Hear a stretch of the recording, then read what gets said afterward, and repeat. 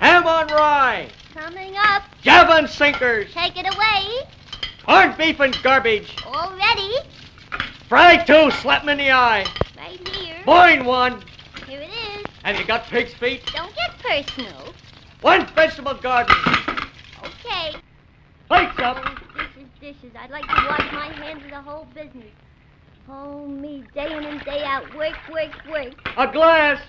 Right away. Looks like dish night around here. You have to use your head to get around here. Oh, if I ever get out of here again, I'll never wash. Fry two, one on one side and one on the other, and make it snappy, will you? Right away. I've only got 2 hands. Oh, I can dish it out, but I can't take Beef this. stew! Beef stew! And I do mean stew. Oh, all I do is work from morning to night. What do A Boston cream pie and step on it. Right away. Oh, gee. Where did I ever take this job from anyway? A telegram for Miss Boop. Just a moment. Where are you? Here I am down here. Oh, Here's a telegram for you. thank you.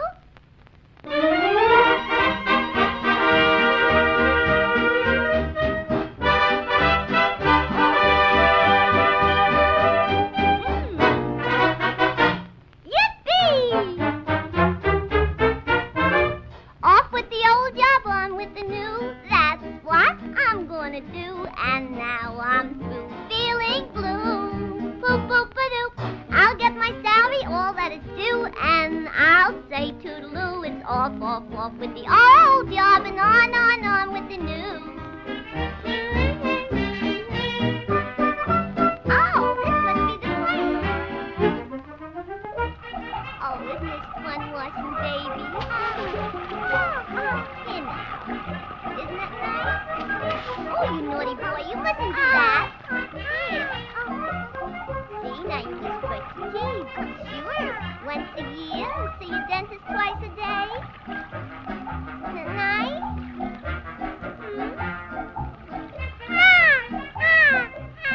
See, there, your tooth is all nice and clean now. Who's next? Oh, a little baby walrus.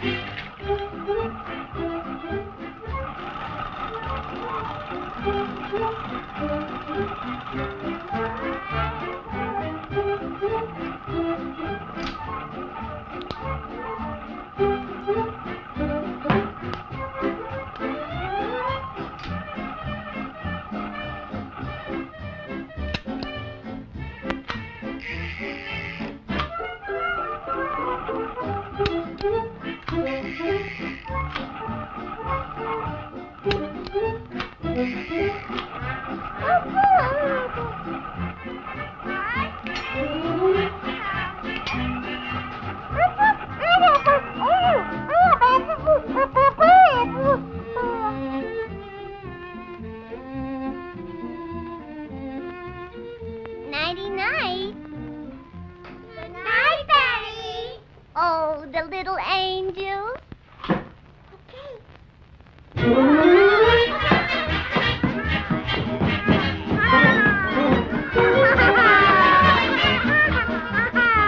Hi-ho, stupid!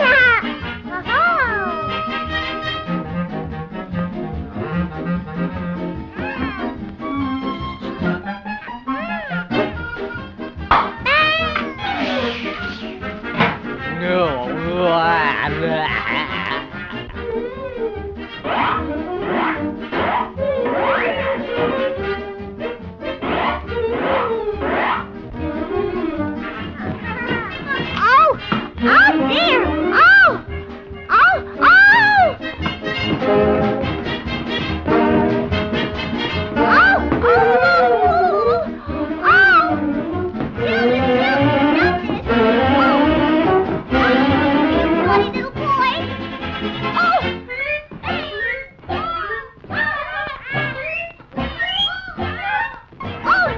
be good, that's right.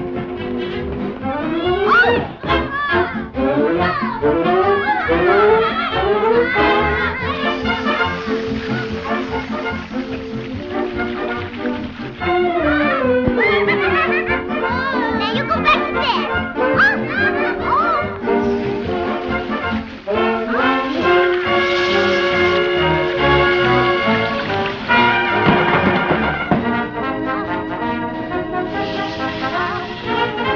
Oh, let me out of here!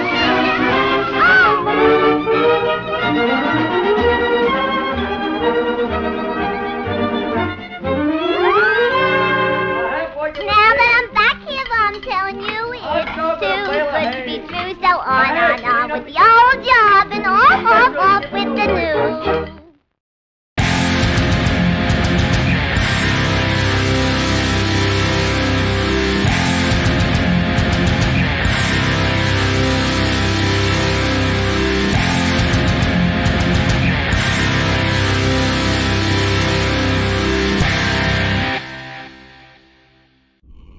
What up, cyberspace cadet, cyber fam, fanbots galore? That's right, it's Saturday. You know what that means.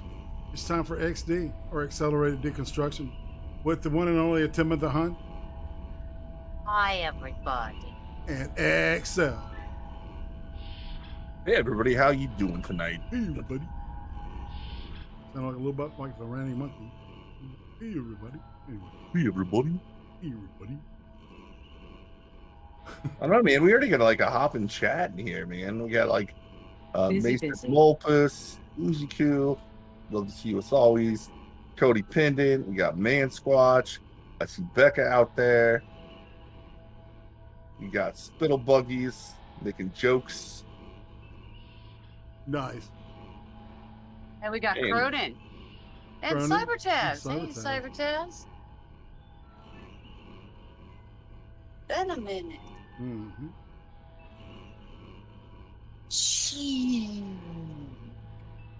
So, this week in CRT has been a little weird. It looks like Biden kind of fucked up, didn't he? Yeah. I was gonna say, like, it's almost like tonight's show should just be called This Week in Wokeness. Yeah, I It's named it just SMDH, like shaking my fucking- damn head. There's all kinds of Yeah. crazy shit. Well, the amazing stuff about the Biden stuff is we talked about it before the election. And we were like, at the very least, his administration is going to be permissive of CRT nonsense, but they're actually actively promoting it and obfuscating for it.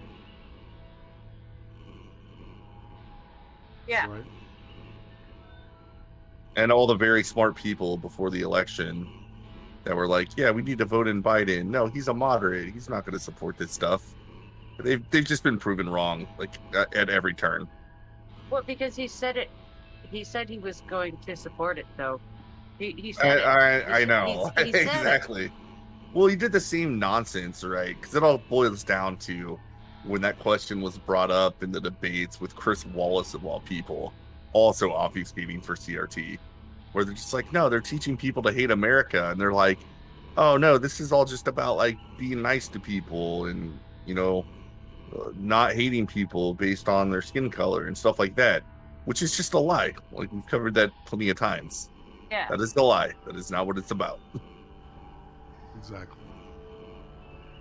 Well, do you want to just get on with it and hop in the main room with the video? Yeah, I'm fine with that. Let's jump right in today. Let's No jump more- right in. No more 20 minutes of nonsense pretext that has nothing to do with what we were going to stream What's up, about you beautiful because bastard? That's right. Just jump right Lots in. of beautiful roads. Mhm. Lots and lots. If you guys could help us out and share this out, that would be fantastic. well, Man would Squatch really, makes a really- point. He says Biden's only a really- moderate when his handler that night is a moderate. Yeah, Biden himself, like, I don't think he gives a shit. I don't think he understands CRT. I don't think he knows anything about it. I think he just repeats the talking points that are given to him. Yeah, I think his wife tried to give him like the shorthand, and he dumbs that down. So you can imagine, Yeah. you know, it's like I mean, this is shit that would never pass, like, you know, fucking 40 years ago when he did his first Senate bid. It's not much different, honestly. If you go back and look at There's less mumbling, but the incoherent statements were almost as common in the 80s and 90s as they are now. We used to call him Old Gaffin Joe. Like, Yeah, that's he what he said- was known as. Yeah, he said a lot of stupid shit, but he still seemed a lot more in his right mind than he does now. Yeah, well, yeah, but the types of stupid things he's saying are not far off the mark for what he has always said, though. Like, Yeah, I know. he's always said some ridiculous, off the wall, out of his mind shit. Well, let's see what his mouthpiece is about to say here. Jin Saki, Everybody, which is the Sure. press secretary, which is, you know what, like, I'm not even gonna bitch. Like, for every president, the job of the press secretary is to lie for the president, basically, yeah. right? That was Kelly McEnany's job. That was like before him. What was it, like Splicer? That was his job. Like, the job of this person is to lie for the president. But I haven't listened to this, but because it's relating to defending CRT, I'm pretty sure what we're about to hear is going to be goddamn fucking ridiculous. Well, I'm just wondering how little she's going to know, so this should be fun. Yeah, like, I have no reason to believe Jin Saki actually really knows what's going on with All right, CRT. so what it is, all right, they discovered that this had been folded in the curriculum, the nationally approved curriculum, right? All right, and that's where Ducey picks it up.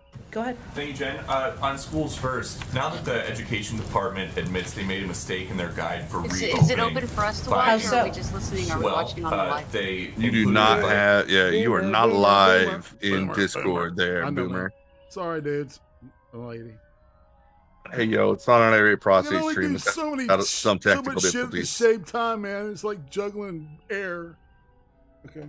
Right? Are you ready? Yes. Sal? Yep. All right. Hey, Jen, on schools first, now that the education department admits they made a mistake in their guide for reopening by... How so?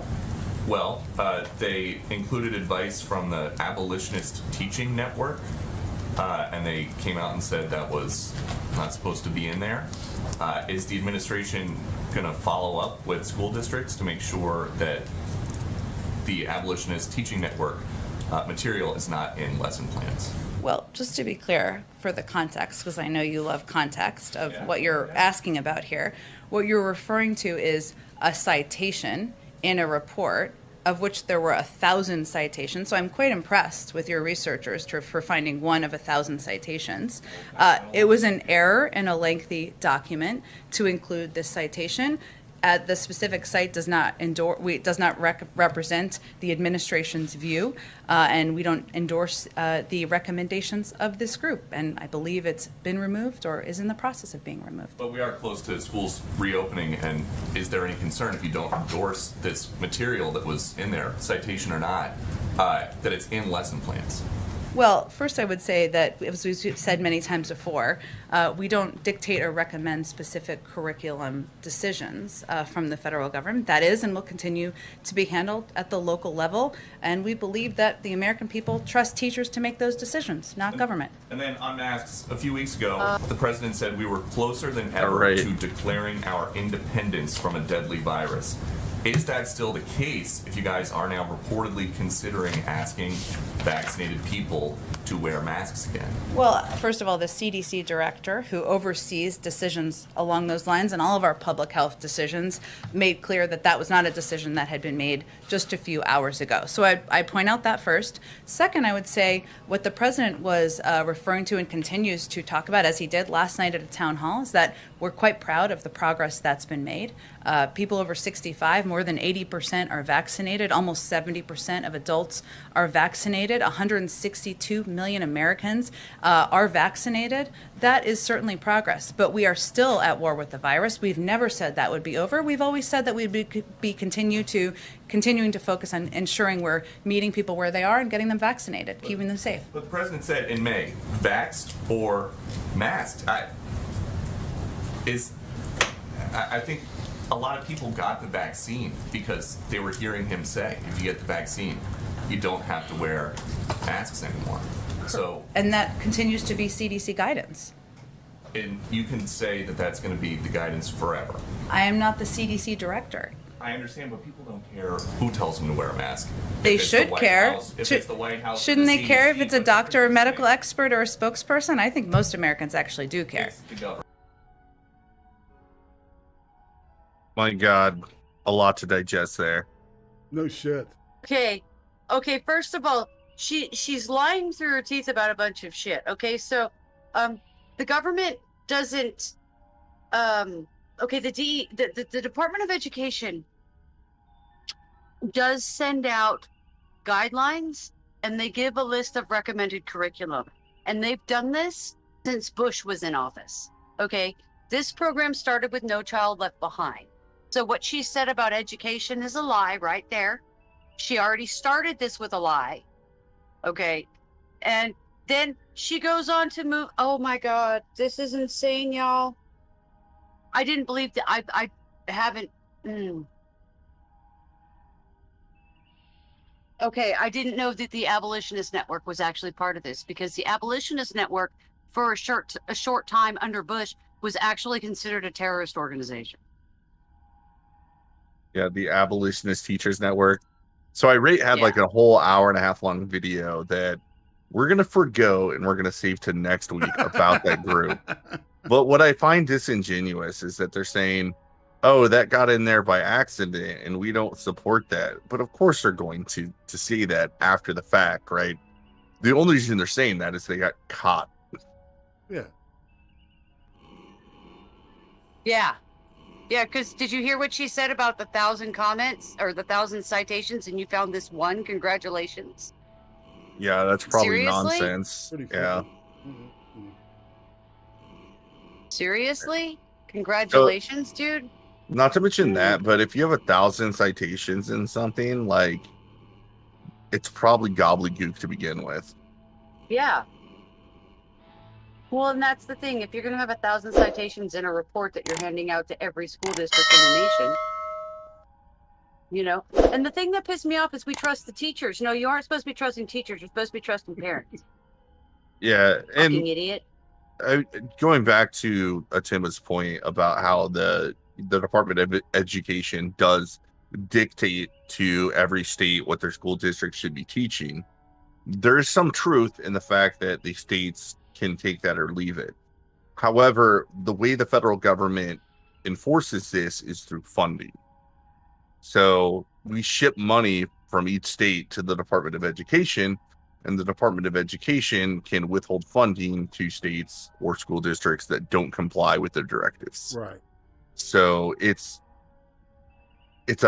one of those things, like it's a half truth, right? Like it's half true that, like, sure, they could forgo it, but they won't get the money. They won't get the and money. then you look at the way any government institution operates. Of course they're going to do everything they can for the money. So effectively it's no different than it being federally mandated.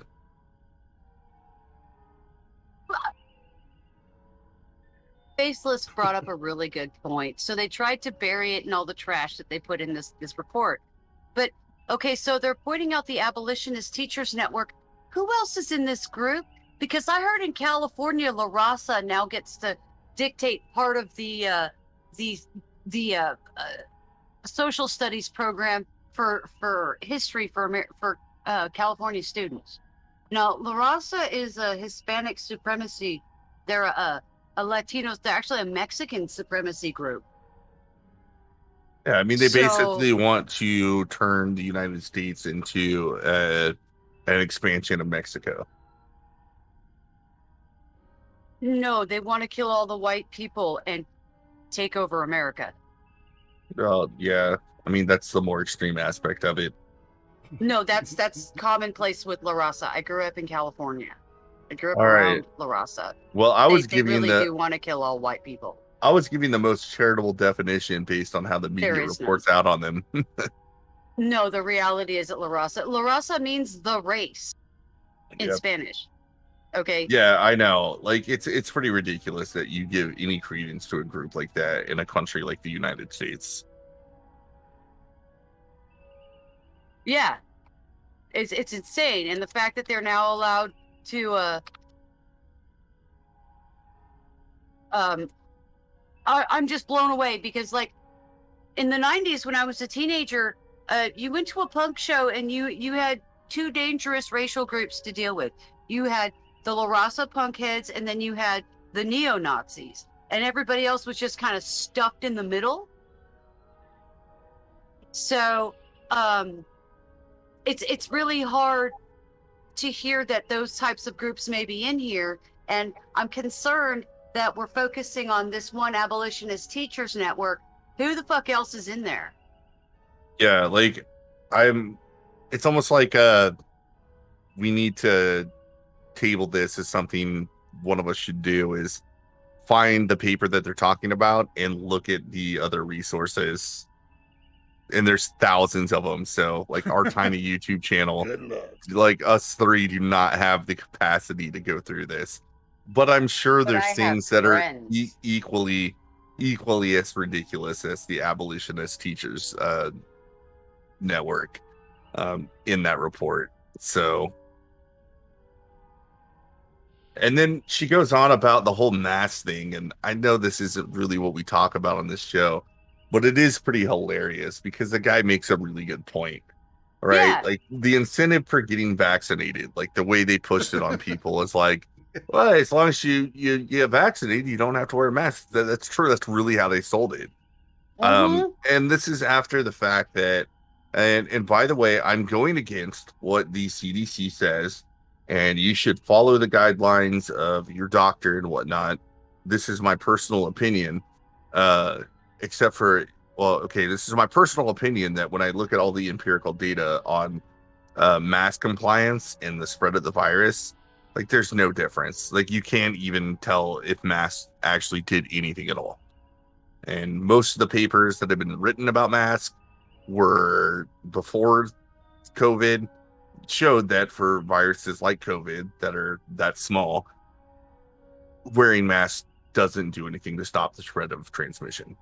No, there's 130 years of science that show that masks do nothing to stop viral spread. Yeah, there's a handful of papers that showed in certain places that maybe we can attribute the lower infection rate to their mask compliance.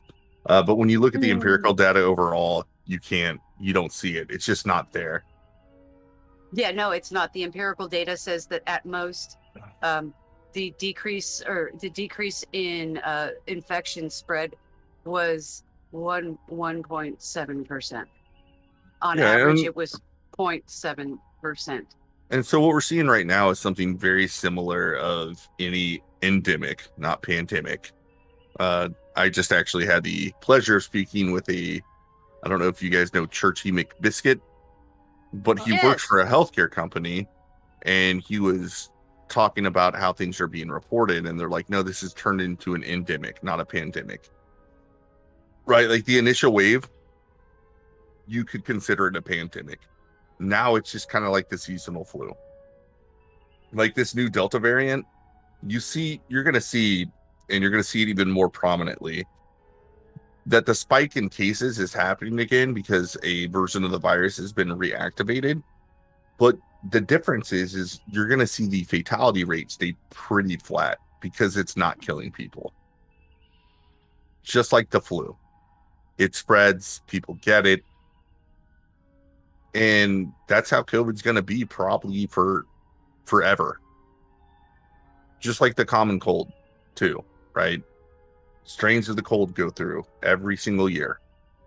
Well, People okay, get you it. do realize that the common cold and the coof are related, right? They're in the same family of viruses? Yes, they're both coronaviruses. Okay, that means that they both mutate incredibly rapidly. So Yeah. all these strains are gonna. This vaccine is fucking useless as far as I can tell. It's going to be less useful than that's why there's no cold vaccine. Like a vaccine for a common cold is because it mutates so fast. Well, and then the general course for a virus, right? Like of this nature is like they're gonna mutate. It's kind of embedded like from when it starts, but it just becomes less deadly and less deadly. there's also an evolutionary trait, right? Like the first round of people that get it, like they're the most likely they're going to die from it. Like, so there's a natural selection piece to this Actually, too. But that's not necessarily true. That's not necessarily true. If it's somebody who gets it and they haven't been exposed to much that's in the SARS-CoV family. Yeah, so exactly. Now, So like if like what's going to happen like in the future is this is just going to be something that goes around, and like a small percentage, just like every year, a small percentage of people die from getting the flu, just like COVID, usually older people. Yes. A small percentage of people are going to die from COVID. Like, I know that sucks, but people die every day for lots of reasons. And I've done this, like I've shown the statistical analysis on with Ryan himself on the Insomnia stream. And when you really look at it, like, it sounds incredible that 600,000 people died from COVID. And I'm just going to air, let's say there's no reporting issues at all, right? That's 600,000 on top of like a 3.2 million people that already die anyway. And when you actually add up the numbers, like the excess death rate was only like, so 3.2 million is what we'd expect to die. We had 3.4 million die because miraculously, well, 3.2 million people died last year, right? Okay. Well, 3.4 million, and you'd expect 3.2, right? That would be the normal. Just this is what kills people every year, right? So yes. when you actually look at it, like, we shut down our entire economy just to prevent a 4% increase in deaths, because let's just face it, it's something that happens. And we increased suicidal ideation in minors by 475% in the process. Yeah, there's a lot of things like so many of the people that died were people that were on their way out anyway. Like that's part of the reason. Well, and this is why I said there's a natural selection component, but that is certainly part of the reason that you're going to see the death rate be much smaller, because either you're going to see people that have already been exposed to it, their antibodies are better, so they're not going to die, or the people that were going to die for it, like, that's already happened. That wave is done. Yeah. Faithless asked some good questions over there. How many suicides? How many overdoses? And like, if you trust the science, if the vaccines work, if you're vaccinated, you're not going to die from it. That's what we keep being told. And then if you've already had it, right? Like, this is just what human immunology 101, right? Like, if you've had a version of COVID and you get it again, your body's going to be better at fighting it. So if you survive the first time, the second time, you're going to survive. Like, that's all there is to it.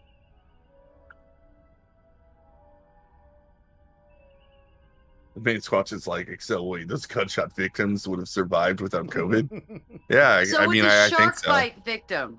So would the shark bite victim.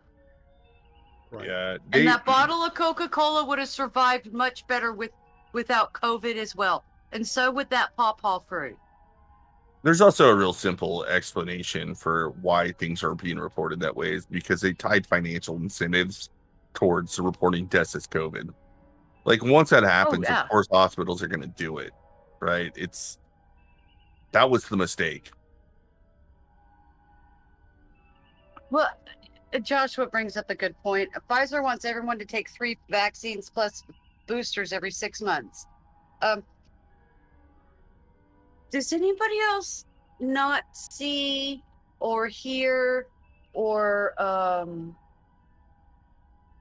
I guess, can nobody else see the bigger picture of none of it makes any sense the way it's being argued and presented to us, and this is most likely total bullshit, and it's just for big pharma to make an ass pile of cash off of us? Like, that is the main reason why, exactly what you just said is the main reason people are skeptical about getting the vaccines. And that's because of what you just said. It is justifiably so. Right? Like, it's like fucking in your face obvious, dude. Like if all this weird shit wasn't put in front of us and they were just like, it's available, like there's some risk, right? And like it does provide some protection. Like here's the stats. Get it if you want it. If you don't want it, that's fine. And we weren't sitting here having these conversations about how, oh, we're going to implement lockdowns and mask mandates if more of the population doesn't get vaccinated. If you weren't doing shit like that, and you also didn't have companies like Pfizer coming out and saying like, oh yeah, I think yeah, totally, the government should give us millions and millions of more dollars to make people get more jabs. Like if none of that shit was going on, I think more people would be willing to evaluate it based on their individual situation. But like even that makes me scared, right? Like I don't know if I'm gonna have like some negative reaction from the vaccine, even though I got the one that I think is probably the least experimental, which is the J&J one, right? Johnson and Johnson. Oh. Because it's not fucking with my RNA. Like it's just specific, Yeah, like it's just typical a straight vaccination vaccine. stuff. Yeah. The thing that concerns me is that, 40% of the hospitalizations in the UK right now for COVID are vaccinated people.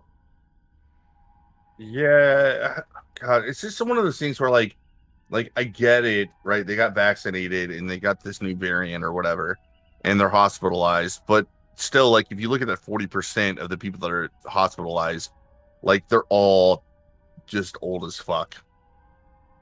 Yeah, I know, but the thing is, it's like, a lot of times what they aren't mentioning is that a lot of these really old people, they can't get the vaccine. Yeah, no, that's a big deal too, right? Like that's why, like I just tell people, like my real recommendation is whether or not you take the vaccine, it's up to you. And if you want medical advice, talk to your doctor. Like that's it. That's what everybody should be saying. Like talk to your doctor if you want medical advice about the vaccine. If you don't like what your doctor has to say, then get a new doctor. Consult the CDC and NIH.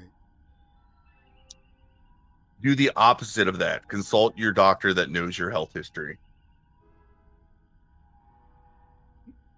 Well, Hopefully you have a good doctor that understands what the vaccines do and the type of people that are at risk for severe adverse health effects. Because those people exist. well, there's also people with food allergies that can't get this vaccine. Like they say, if you have food allergies, don't get the vaccine. It's like a third of America that has food allergies. Yeah, like basically if you have any immunodeficiency, the vaccines aren't meant for you yet. Like maybe they could be in the future. Like I don't doubt that, but we just don't have enough information. But they didn't take into account how many people are actually immunodeficient and what immunodeficient actually means. Because every individual under the age of 3 is immunodeficient, and every individual over the age of 65 is immunodeficient. Well, yeah. Regardless of their state of their health, they are classically, like, that's a lot of motherfucking human beings in America. And when it boils down to it, it's like every individual, like they really should just take in. It's so ridiculous that this has been politicized, and that because it's politicized, there's so much money on the line for big pharma, and that's what makes people distrusted. The statistics have nothing to do with it. People are looking at the raw numbers and they're getting scared because the raw numbers for these vaccines are horrifying. The tolerance measures, I don't know how they're going to approve it. It doesn't fit any of the parameters normally used for approval through the FDA. Yeah, amazingly enough, we can thank Trump for a lot of this.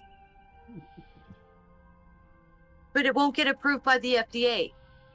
See, that was the thing. Trump made sure it couldn't get approved by the FDA through this process. It had to go through its own separate trials to get the actual FDA. Do you think he decided that himself, or do you think Fauci talked him into that stuff? See? 'Cause he Into was the warp expert. speed? He was the expert at the time. I think Fauci talked him into warp speed. Mr. President, I don't we think- must do this. It's essential. Yeah, well, it turns out Fauci might be covering his own ass because the lab leak theory that used to get us banned from YouTube is now a mainstream theory. Exactly. And he denied it and denied it under oath. So He just screamed at Rand about it. Well, and he was just like, there's a big difference between, I don't know, he said, so Rand Paul asked him about gain of function research. And they're just like research as to what would happen to increase the transmissibility to humans, right, is what he funded. And they're trying to parse words to make it different. So Fauci is hinging himself on a semantic argument and then cover up for some of the actions he took that has now been revealed about, how he met with people to say, we need to squelch this lab leak theory immediately, regardless of what I'm being emailed about. Like other virologists that told him that, the characteristics of the virus make this seem engineered and not naturally In occurring. writing? And then Why did he put any of it in writing? He fucking wrote that shit down. Why would you do that? He's a small-brained, small-dicked motherfucker. Oh my god, he's an idiot. He deserves to go to jail. Sorry. Yeah, Fauci needs to be fired regardless. It's obvious that he has a political stake in the game, and he's been using it that way. right. Like, I get it. I get what Saki's saying. Actually, I get it, but I don't really get it because I don't trust the government at all. But if we're gonna have a government authority, like, we can't have all these skeletons in the closet about Fauci being the main virologist behind COVID, whenever he's done so much shadowy bullshit, and he may have very well have funded the research that created the virus. Right? Like, you just can't have that. Like, you can't have trust with the American people and the government if you have somebody like that in charge of directing policy based on this virus. Solzhenitsyn said, we know they're lying. They know we know they're lying. We know they know we know they're lying, and still they lie. That was what he said about the Russian press, Pravda. Yes. The famous. And it's what we're dealing with right now. Exactly. There's nobody in our chat right Yeah. now that believes maybe even a third of the shit that comes out of this bitch's mouth.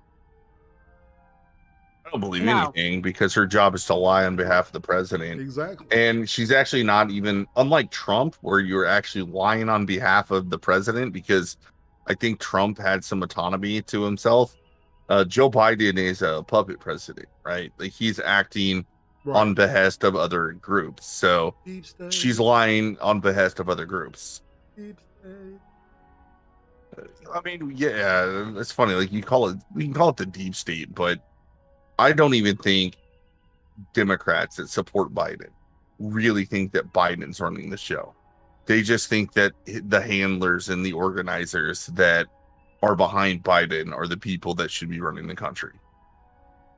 I mean, that was a problem with Trump. He's like, I think that's true for most politicians that are running under our two main parties, that there's a group of backers behind them that are going to direct them to what they do. Trump bucked that, which is, I think that's why he got so much shit I know that's why he got so much shit, right? Because he bucked the norm. But with Biden, like, I just find me the person that's a Biden voter that's still happy with their vote, that really thinks that Joe Biden himself is making the decisions, and that Joe Biden himself is the guy. My neighbor, your neighbor thinks that. All right, great. Yeah, but she's an 80-year-old alcoholic. Yeah, but see, that's stupid. She's an 80-year-old alcoholic. I expect her to believe it. Yeah, dipsomania, you know. Well, she drinks box wine all day long. Nice. And she's sweet as pie. I love her to death. I give her birthday presents and Christmas stuff, but she believes the news because she drinks all day, and that's fine. Get down with your bad self. So I'm gonna pivot the conversation for the show. Sure. No. I am very interested. You're no. Tim was like, I got shit to say. All right. Do it. You want to see this Project Veritas thing? No, the Tim one doesn't want to pivot. Oh. It needs to be a kickball change before you pivot, goddammit. You need to do the kickball change and you need to make it look fabulous first, Excel. I don't know how to do that. That's why like I don't have my own channel with thousands of subscribers, because I'm not that good. That's what Irate's job is. I'm just a dumb fat dude from Alabama, man. All right, no, but seriously, pivoting the show. So before we got into the mask thing, because we just all happen to hate this bullshit with COVID, this whole Saki interview, the biggest reason we brought it up was because of the Abolitionist Teachers Network. And Irate has a video that we're going to cover next week on that specific group. Yeah. But the other thing that did happen in Like a CRTV seminar. In this last week was somebody that worked at Hasbro outed this company, what is it, the Conscious Kid, that was contracted to give them diversity training, quote unquote. And it's pretty fucking ridiculous. So we have the Project Veritas video loaded up. I hope, like, have you shared Project Veritas videos before? I just hope they're not. I just hope they're not the type that are going to, if we don't pause within a certain amount of time, that we're going to get a copyright strike on our channel or on your channel. I don't think he does that. No, I would hope not, I think he likes because to have he his information considers, out there. he considers himself a news outlet, and we are sharing this because on fair use based on it's newsworthy. Well, that's and he doesn't have any bots out there to automatically copyright strike people. All right, good. I just wanted to make sure before we shared the video. But I want to watch it. It would be kind of silly to sue somebody for using bots to get your shit taken down, and then use bots to get other people's shit taken down. Yeah, that would be weird. So, the reason I want to talk about this today and skip the hour-and-a-half Abolitionist Teachers Network thing is this was actually on Sean Hannity. I didn't even know it. Like, when I told you I didn't have shit for the show today, the only reason I found this is because I went to get food, put on talk radio. They had the best of Sean Hannity for the week, and I heard about it. So, all right, so we're doing the Veritas. The Veritas video. All right, yeah. Good. All right, I'll load it up. Power, deception, propaganda. All right. Make sure y'all have the link. All right, are y'all hooked up? Mm-hmm. Right, Timma is muted, so I'll assume she's hooked up. All right. Okay. All right, let's roll. And 3, 2. A new book by James O'Keefe. Pre-order now at AmericanMuckraker.com. My name is David Johnson. I'm a packaging engineer for Hasbro. They are attempting to covertly push CRT, critical race theory, through branding and messaging through their products. I decided to come to Project Veritas because I opposed the indoctrination of children that they wanted to push. Explain what we're looking at here. This is the program developed by the Conscious Kid, which is working with Hasbro to teach children about racial bias at an early age. Is this a mandatory all-hands training? Yes, it was mandatory for me. Children as young as 2 are already using race to reason about people's behaviors. 2-year-old racists is just an absurd concept.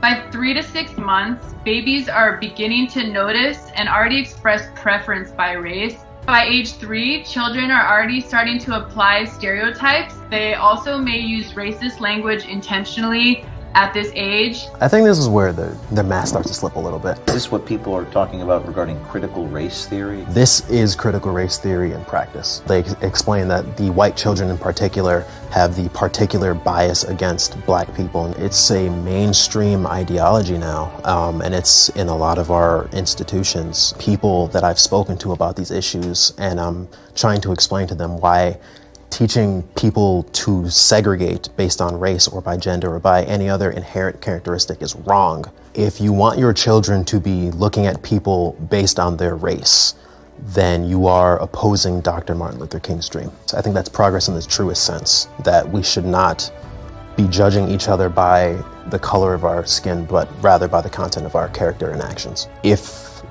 the next generation of children is allowed to be indoctrinated to believing that racial segregation is a good thing, I don't think it will lead our country to anywhere good. Racism exists. I think we'd be fools to say that there is no racism in the world, but teaching children to judge others based upon race is not going to make a world with less racism. It's going to make a world with more of it. This isn't something I wanted to do. This is something I felt I had to do. This is a hill worth dying on. If I can make one person just step away from this ideology, I would say, like, already, like, there's room for pause here. So you saw, like, the short clip of what they were actually trying to teach people, where, like, they're saying, like, kids as young as 2 start developing racist thoughts. And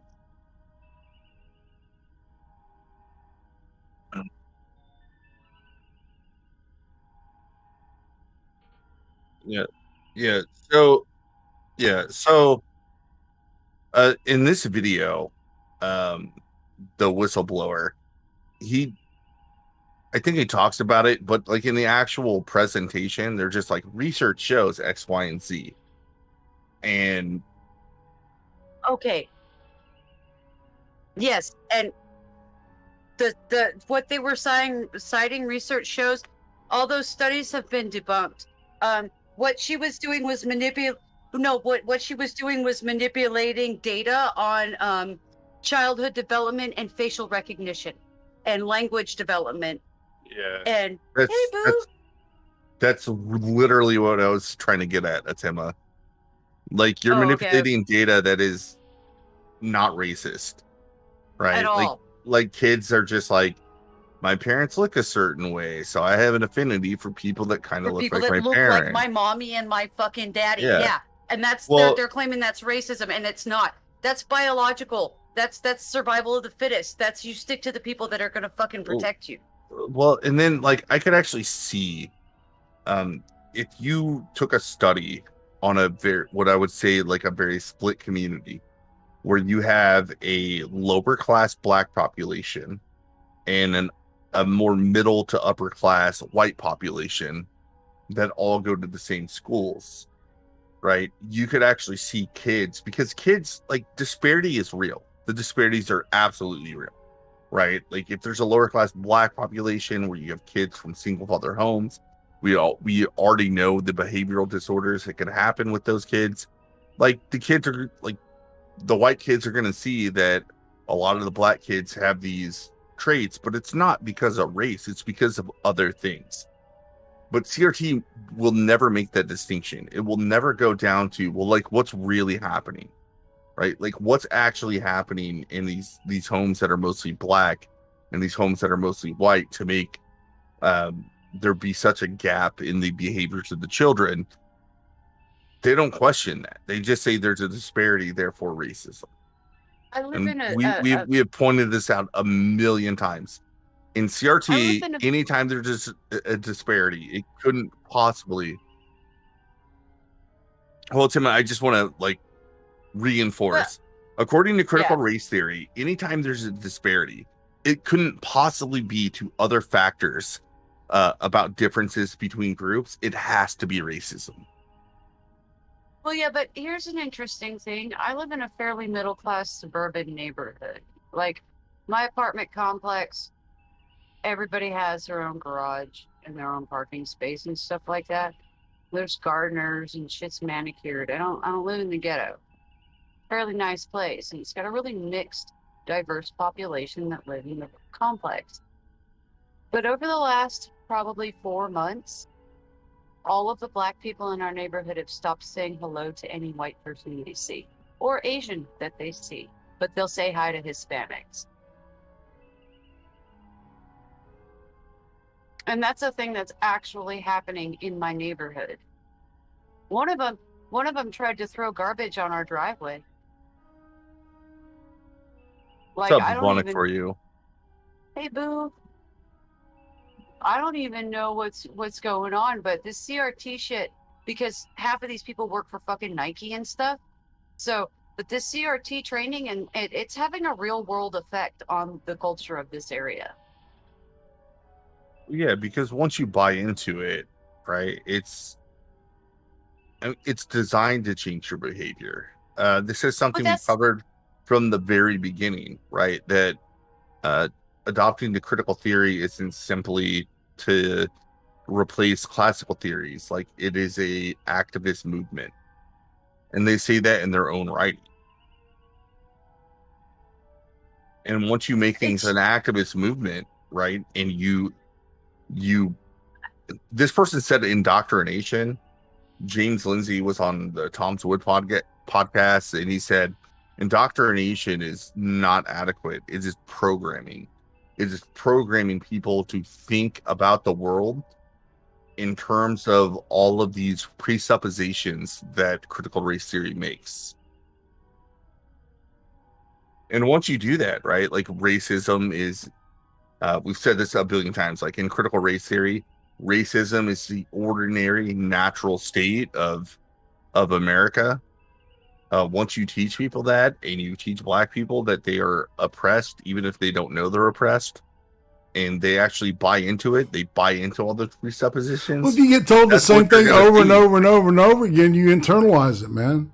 Well, yeah, but Atima was talking That's about how Stockholm Syndrome works. Yeah, Atima was talking about how it's breaking Plus down trauma. the neighborhoods. It's actually, like, so critical race theory, like, whenever they explain it, like, it's this goes back to the whole Mott and Bailey tactics, right? Mm-hmm. So, like, in the Bailey, right, the good thing is, like, all we're trying to do is get rid of racism and bring people together. But in the Mott, what's really happening is they're just sowing a ton of division. Exactly. Yeah, and it's happening in my neighborhood. My neighbors are starting, like, my black neighbors are starting to be rude to not just their white neighbors, but their Asian neighbors. And it's causing the Asian neighbors and the white neighbors to kind of band together. And then the Hispanics feel like they're left out. So the black folk and the Hispanics are banding together. And it's a really weird, odd microcosm, because my poor white children that don't understand any of this shit are getting hammered right now. They're trying to figure out how to play with other kids, and they literally won't even talk to them because of this shit. It's getting bad. It's getting bad, and I can't wait to move to the country and be away from all this shit. I'll tell you what. I'm watching it happen in real life. It's fucking weird. Now, the interesting thing is, most of these people that are looking at me and won't talk to me and act like I'm their fucking oppressor or whatever, they're driving a newer car than I am, and they have newer clothes than I have. Right. It's easy to be moral when you're filthy rich and claim to have the high ground. Right? Yeah. It's just fucking weird. Mm. Yeah, and this is where it's actually, like, really worth pointing out. So this entire, like, CRT indoctrination thing, like, it's a very bourgeois thing.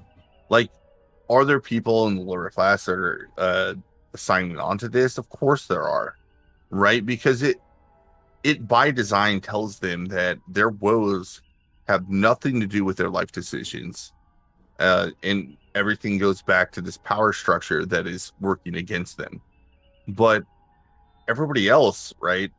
Like, most of this is being propagated by rich white liberals, and by liberals, I'm actually referring to leftist communist types, not liberals, how we usually talk about it on this stream. Right. They're excessively bored, rich white people that are assholes in real life, and this gives them a justification to continue being assholes, but now they can get accolades from people in the process. Mm-hmm. Shall we continue with the video?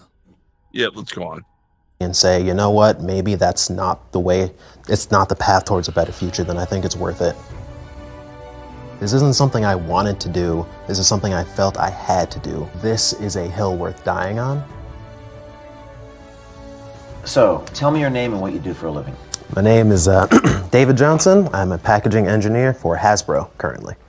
And why did you decide to come to Project Veritas? I decided to come to Project Veritas because I opposed the indoctrination of children that they wanted to push. And I felt that more people needed to know about it. How are they indoctrinating children? They are attempting to covertly push CRT, critical race theory, through branding and messaging through their products. Explain what we're looking at here. This is the program developed by the Conscious Kid, which is working with Hasbro. I'm not sure exactly to what extent, but this is their program to teach children about, well, teach is a strong word, but they want to introduce children into racial bias at an early age before they're really able to understand what race and racism is. Is this a mandatory all-hands training? Yes, this meeting was attended by, well, you can see at least 44 people. I remember it being more on my screen, but it was mandatory for me. How much do you know about this nonprofit which developed the training on this? This is the Conscious Kid. Tell us about that. This was actually the first time I'd heard of them was this meeting. Following it, I did a bit of research. I know they work with a few other very, very large corporations, like I believe they work with Google, the NFL, Nickelodeon, who's also a big partner with Hasbro. No, Hasbro isn't the only heavy hitter, are No. they? As you mentioned, they work with the NFL Players Association, MGM, Nickelodeon, and YouTube. And YouTube. That's a large share of like the market for children's entertainment. Like Hasbro itself is already a huge company because they have like everything from My Little Pony to Transformers, but YouTube is almost like the main hub where people go for entertainment now. If they're using YouTube to push this ideology, then that's going to have very, very far reach and very wide implications. You sent this tape to us the same day that you recorded it, correct? Yes. Why was it so important to you to get this tape to us immediately? Mostly, originally, it was actually just out of shock. I couldn't really believe what I was hearing in the meeting. It was just so overtly, this word gets overused, but it was overtly racist and very, very discriminatory. And the first thing that I thought of was just like, I have to tell people about this, just because of how big the company is. And this was before I knew the Conscious Kid had other connections, but just Hasbro by itself was just massive enough that I'm like, people need to know this is being pushed onto their children. And have you ever done this before, like blown the whistle, real quick, recorded yeah, this it's public? Never. But it occurred to you in. So, I'm not convinced that the CEOs and executives of these companies are contracting out people like the Conscious Kid because they're woke themselves and that's what they want. I think that they've been convinced that this is going to be, they've been convinced by other people that this is going to be the way to do diversity training and get you up to speed on how to be HR compliant in the future, just like you said. Which is not true, right? Like, right. Really, they're setting these companies up for exactly what's happening to Hasbro. This is kind of a spoiler. We don't have the further videos, but because this guy came out to Project Veritas, what did Hasbro do? They suspended this guy without pay, and they're doing an internal investigation on him. He's probably going to get fired. Yeah, and he's probably Right, prepared for it. Unless you do exactly what I'm going to do, which is going to be like, look, man, I still buy your products for myself. I buy it for my nephews. Mm-hmm. Like, and this shit your whistleblower said is like, you need to not fire this guy. You need to fire this company that is doing these diversity trainings, because they aren't like, I'm fine with diversity trainings, right? Just to get rid of like real racism and prevent conflict at the workplace, right? Like, those things are all absolutely appropriate for companies to do, but they should be doing it with like the liberal mindset, which is judge people like an individual, be tolerant. Like, for instance, if you have a Muslim at your workplace and you have personal negative feelings towards Islam, don't bring that up. Like, don't talk about it. Stick to work. Like, these are all things that are almost common sense. Yeah. If you ask me, but like, I'm okay with companies like doing that every year to remind people, use some fucking common sense in what you say at the workplace to other people, because everybody's different, because individuals are different. The CRT shit, it's trying to remove the individual, right? Like, everybody is now relegated to their useful political group based on race, sex, or gender, or whatever you want to call it.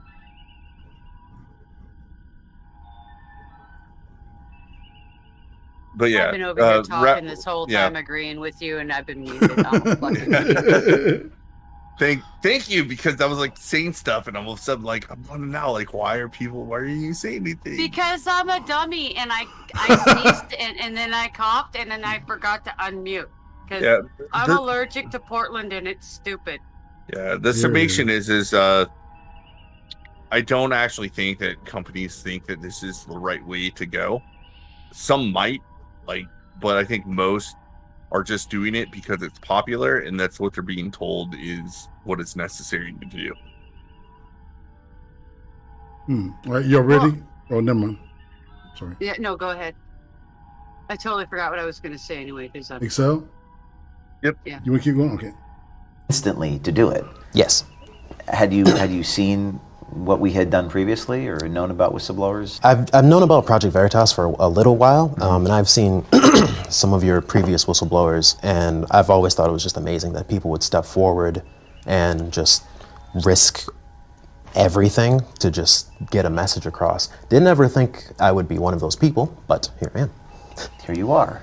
What moment troubled you most from this training?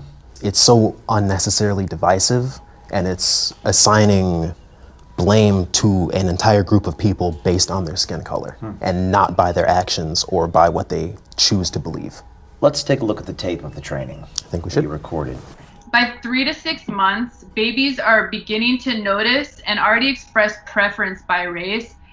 There was research that looked at how by 6 months, infants living in a homogeneous or same race neighborhood showed preferences for faces from their own racial groups, whereas infants living in more racially diverse environments did not show that same preference for their own racial group. And this is really important because we see that early exposure to different races is impacting these preferences before babies are even 1 year old. Children as young as 2 Oh my God, I'm gonna scream. I'm gonna fucking scream. Yes, children that grow up around people that look like them are going to have preferences for people that look like them because that's what they've been around. This is Pavlovian. This is literal fucking, this has nothing to do with racism. This is all fucking lizard brain shit.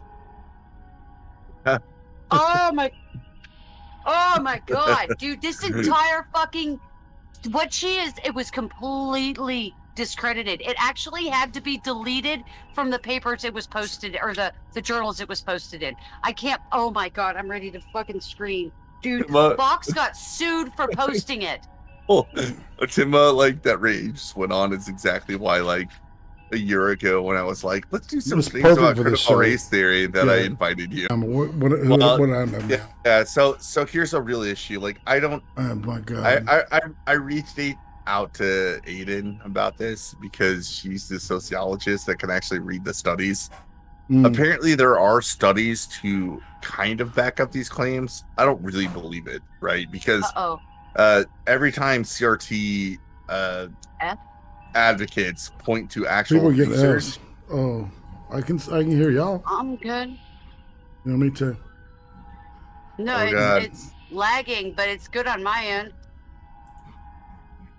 I'm gonna tell everybody refresh.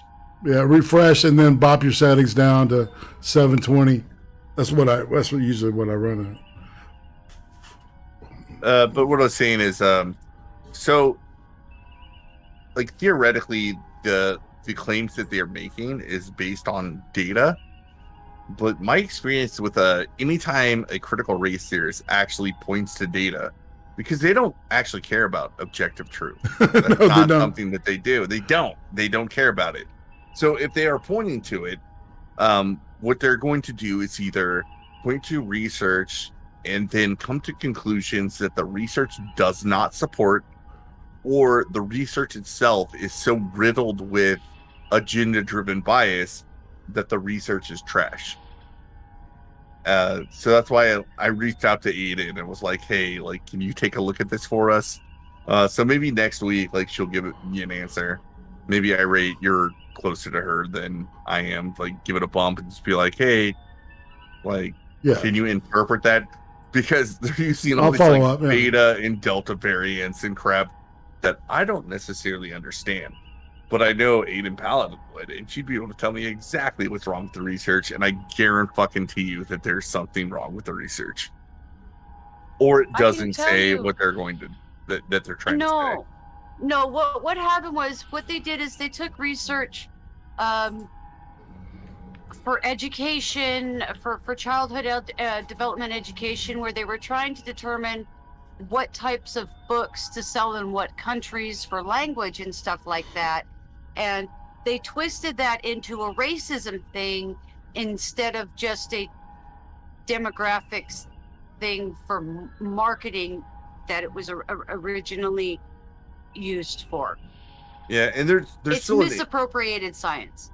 There's still an issue which I was trying to explain later, which I mean, I don't know the best way to explain this, but kids are just honest, right, about what they see. So if you're living in a divided community where let's actually say it's not even completely divided, but you have a small portion that is a poor black area versus an upper class white area, and you have 5 black kids, right, and you have kids in a class of 30 people. There's 5 black kids, and these kids do not have parents. Like, they have all the dysfunctional issues that cause kids to act out, right? Like, kids they're young, they're dumb, they're simple.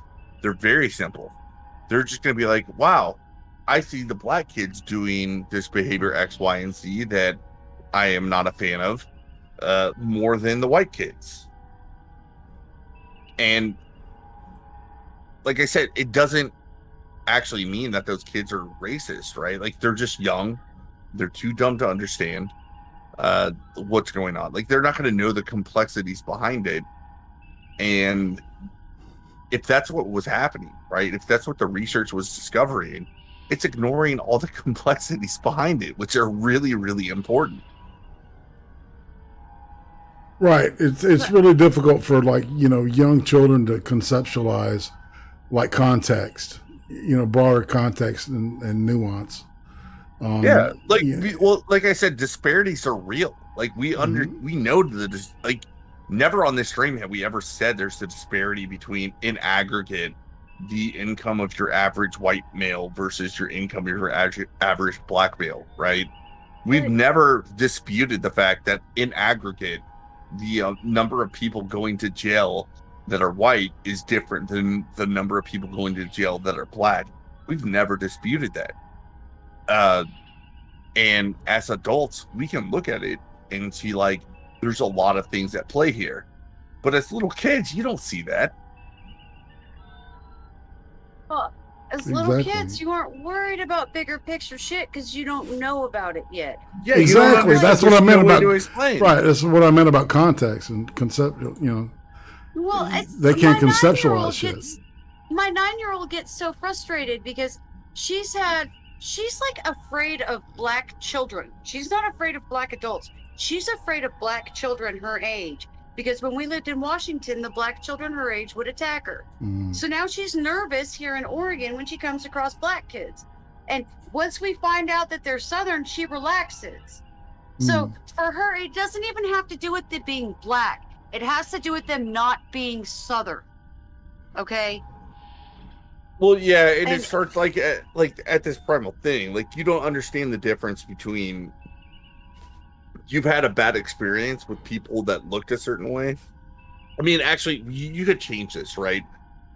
You could have kids that had a bad experience because there were 3 kids named, I don't know, Charles, that bullied them. And then they, like, I mean, you're talking about 9-year-olds. You move to a different place and there's another Charles, and they're like, I'm afraid that guy's going to bully me because Charles has bullied me in the past. Yeah. Because that's how kids think. Like, and that's also lizard brain shit, like you said. Yeah. It's lizard brain shit. Your brain automatically categorizes stuff. Is this a danger or is this not a danger? It's pattern part of your pattern recognition. Yes. So what's amazing here is what we are doing is we are trying to justify what we think the research might have actually been able to say. Right. Versus what they're reporting. And I also don't trust anybody that is pushing a CRT agenda. So they're probably lying about most of the shit. Probably. Well, I don't know how you could actually believe most of this. Right. Like, yeah. Like I'm saying, I can back into how, like, you could kind of come to that conclusion based on, like, realistic things that would happen because we're talking about children and lizard brains. But most likely, like, I think a lot of this is just not true. It's not. And when did we come up with the idea that life is fucking fair? Where did we come up with the idea that life is fair? Why are we trying to make life fair? Life has never been fucking fair. Jesus, that's been the theme and motif of almost every goddamn story, fable, and mythos ever fucking written, is that life isn't fucking fair. Right. Shit, we have religions built around the fucking problem and fact that life isn't fucking fair. So, what the fuck is this trying to make life fair? It's the opposite of the rest of reality, is to me. I'm sorry. I don't... Sorry. By 2 years old, quote, already using race to reason on people's behavior, and they exclude kids on playgrounds. Yeah. Toddlers. 2-year-old racist is just an absurd concept. I don't think at 2 years old, most of them know how to read or write. Many of them may, well, I would hope they know the alphabet by 2, but I think it's absurd to just state as fact that at 2 years old, the children are going to be racist and using race to reason about who they're going to play with and discriminating based on. Conscious Kid, which is the contractor that Hasbro works with. Yes. And does this, is this mandatory training? This one was, and from the way they described it, this is at least the 2nd training that they have done. In the moment you watched this, what was going through your head? My jaw hit the floor, and I've seen critical race theory and all the other terms that this goes by. I've seen this ideology a lot over like the past 7 years. Is just to have it so in my face at my place of work was just astounding to me. 3 to 6 months old? 3 to 6 months, and I believe it's state by age 3 or by age 6 is when children start to express overt racial biases against people of color.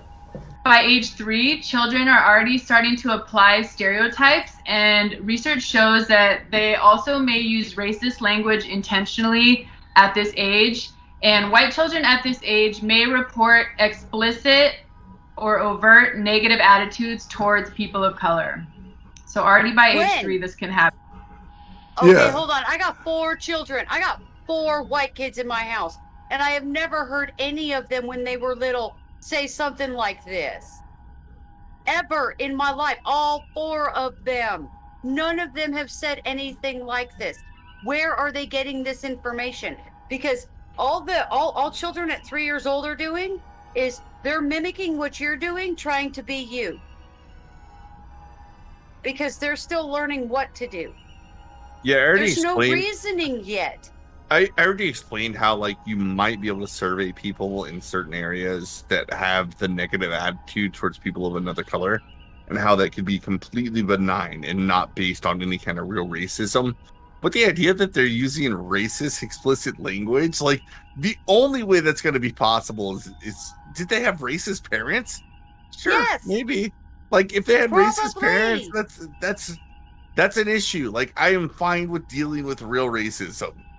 But it's not like something that's really going on right now, because everybody that's having kids in this generation, they grew up in the 90s where we threw that shit out. Like we teach our kids not to judge people based on that.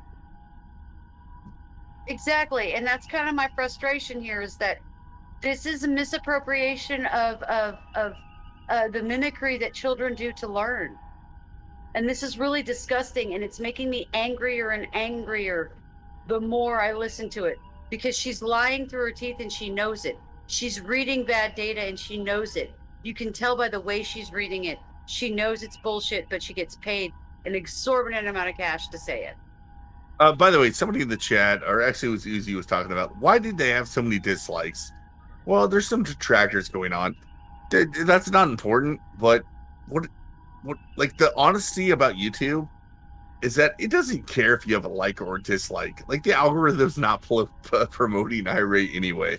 So let's stick it to the people that gave this stream a thumbs down, and everybody just thumbs down the stream. Let's make it the most thumbs down stream that irate has ever had, because it literally is going to mean nothing at the end of the day. Well, actually, the quantity of dislikes he has right now to the quantity of likes during a live stream actually increases his put into the recommended list.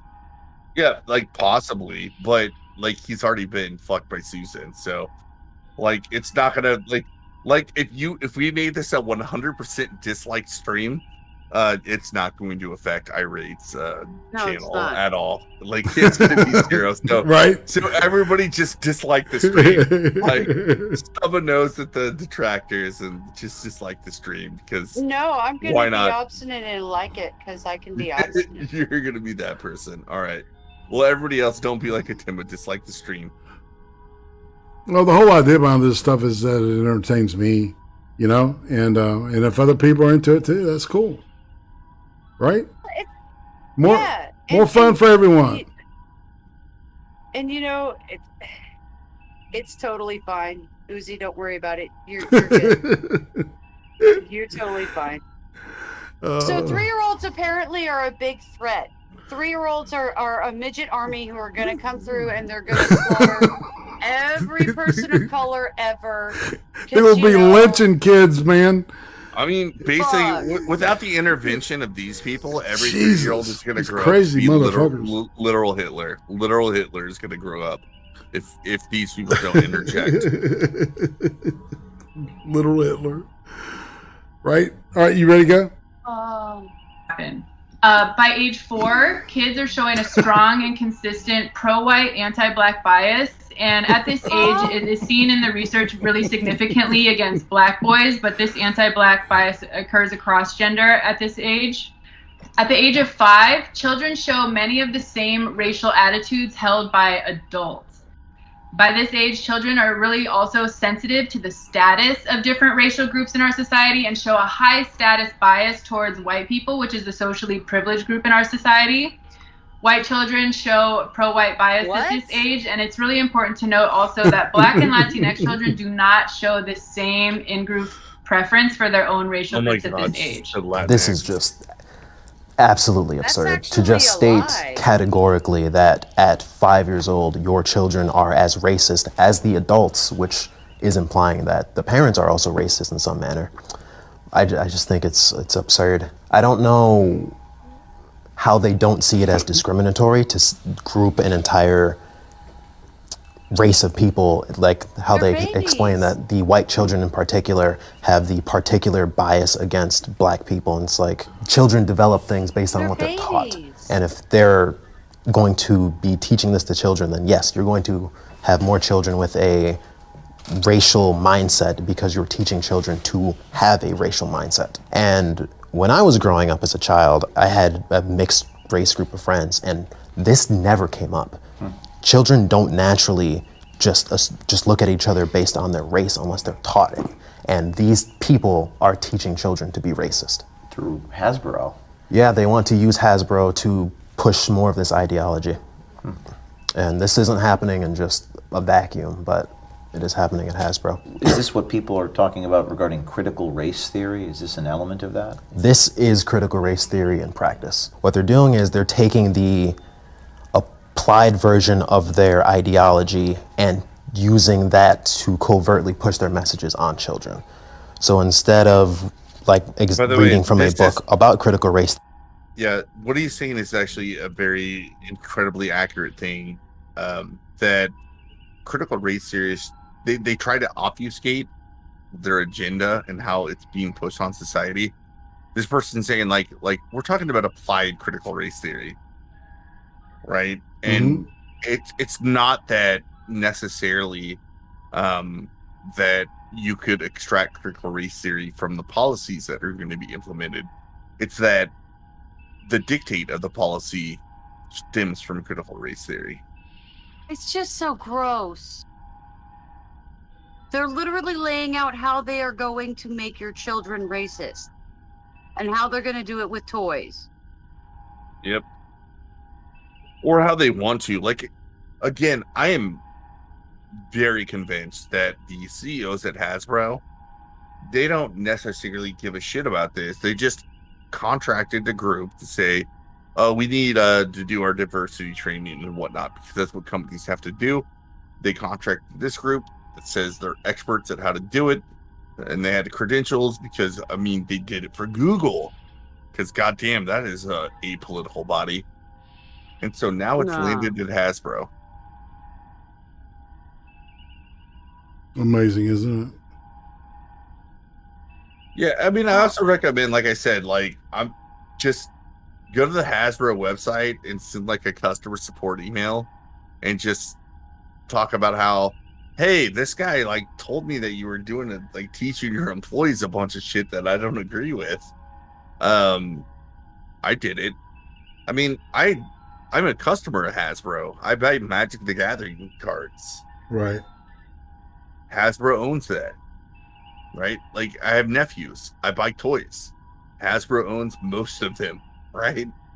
Like, it's a giant fucking company. So yeah, just spam their fucking customer support emails with, you guys are fucking idiots. This guy was right. Fire the company. Don't fire David.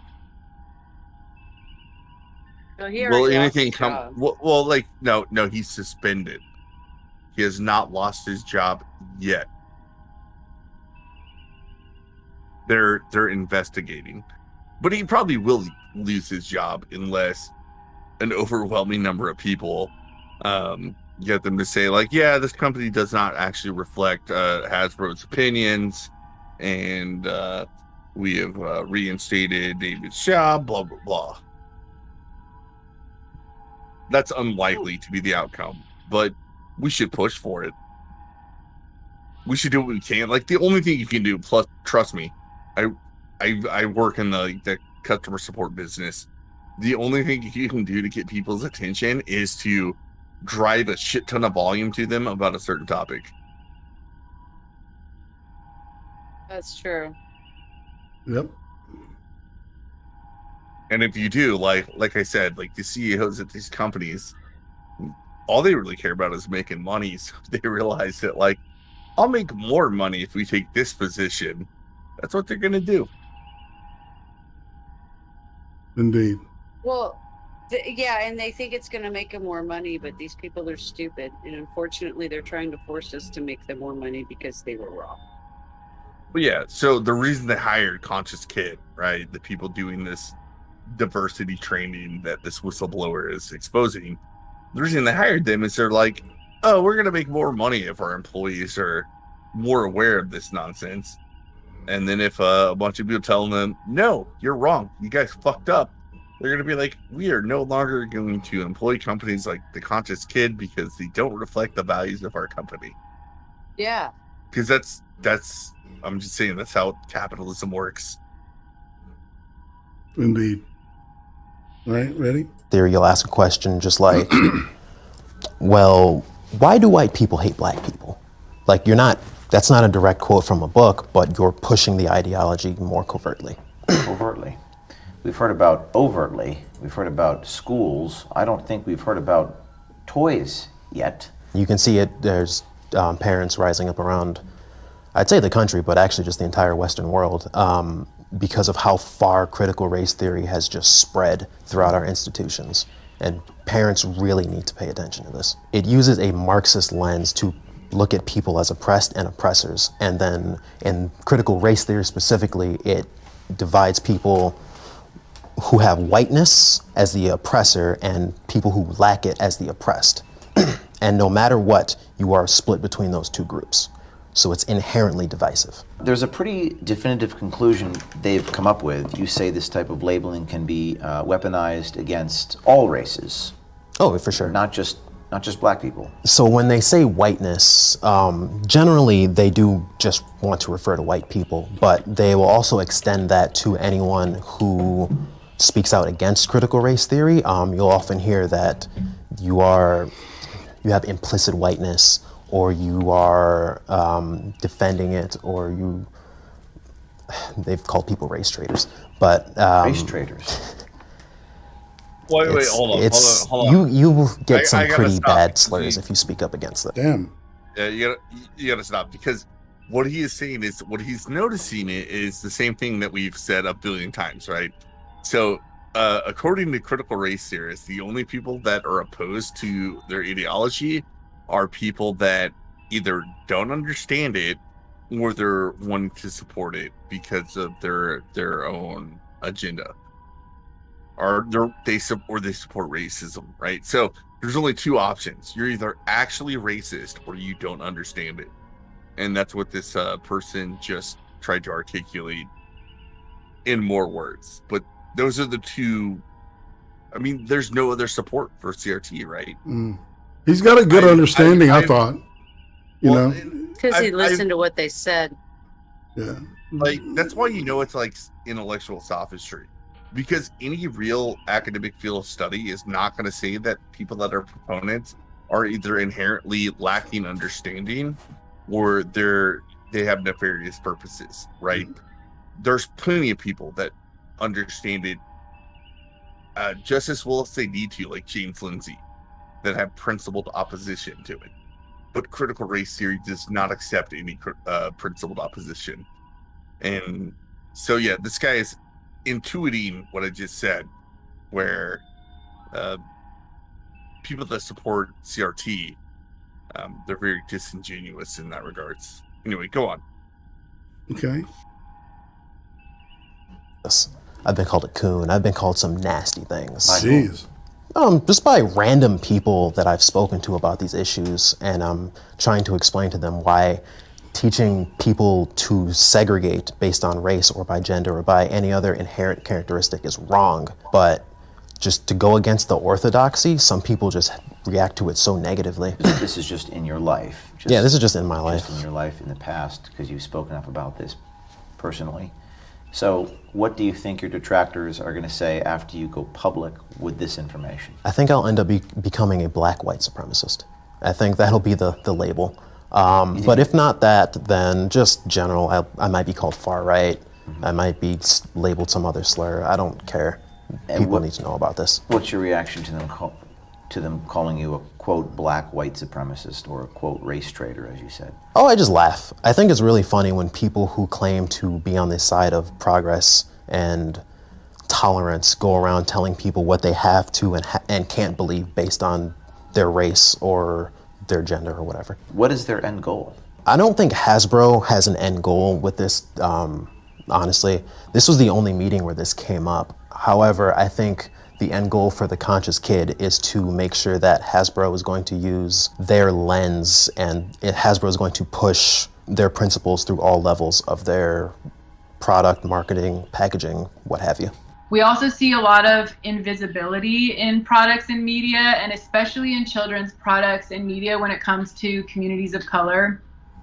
This also has an impact in communicating whose lives and stories are worthy of being represented and celebrated. Regarding product content and anti-Blackness, a large portion of media or products are centered around or perpetuates anti-Blackness, and research shows that negative or deficient depictions of Blackness in media and products perpetuates this anti-Blackness, as well as aversive racial attitudes toward Black people.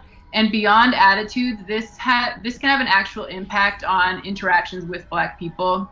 And for both kids and adults, stereotypes in the product and content can reinforce dangerous hostility and resentment towards marginalized community, and also exacerbate a lack of empathy, which is known as the racial empathy gap.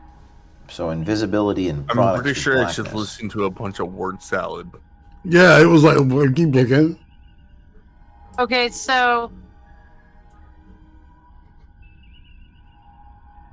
she's literally saying that if we don't worship the altar of Black women in the hood, we aren't understanding the POV of the POC. That's a fucking racist comment in and of it fucking self. Yeah, well, actually, almost every supposition that people like this CRT advocate do is racist in and of itself, right? It's this idea that, let's say we make a new white superhero, that is automatically anti-Black, and if that Black people like that superhero, that there's an issue. That's really what she's getting at, even though she didn't say that explicitly. It's gross. Well, especially if the white superhero defends things like, I don't know, like liberty and like freedom and individualism, right? They don't like that. How do you respond to this shit, you know? I laugh in their face. I laugh in their fucking face. Because this dude lost his job. People, you know? Well, these two stupid people in this Zoom call, I know this is bullshit, he lost his job. But these two stupid people in this Zoom call, if they saw me in a grocery store, they would be angry and they would scowl and make some sort of dirty fucking look. Because I got the light skin, I got the blue eyes, and I got the dreadlocks. And the first thought they go is stupid white girl with her dreadlocks. Not realizing that my people were wearing dreadlocks long before they were on a fucking island here in the Caribbean. Like 1,000 years before that. And my people no longer fucking exist, dude. Yeah, by the way, I do want to real quick just point out, so there is a lot of monetary loss for your average individual to come out against your company. But what Project Veritas did, like you can see right at the bottom, they created a GoFundMe essentially, right, for him. Right.